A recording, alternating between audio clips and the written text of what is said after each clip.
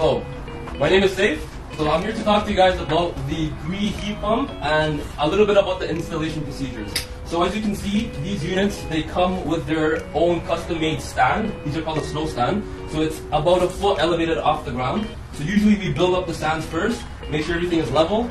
We put the unit on top, make sure everything is mounted so there is no movements or anything. After that, we start with the copper lines. So either if this is a re unit, we'll just extend the lines, we'll weld them back in, make sure that the flares are on very tight. After that is the electrical portion. We have the low voltage coming in, that's 4 wires. We have the high voltage coming in, that's the power to the unit.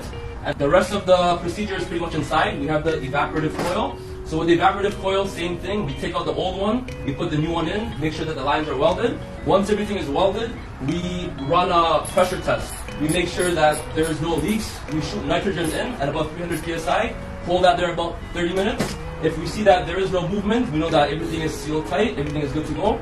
Once the nitrogen procedure is over, we start the vacuum.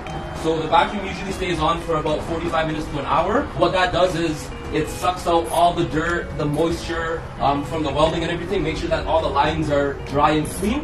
Once that is taken care of, we turn the vacuum off and then we pop the valves right here. The refrigerant from the unit starts flowing inside and then we turn on the unit and we can begin the testing. That's the installation procedure.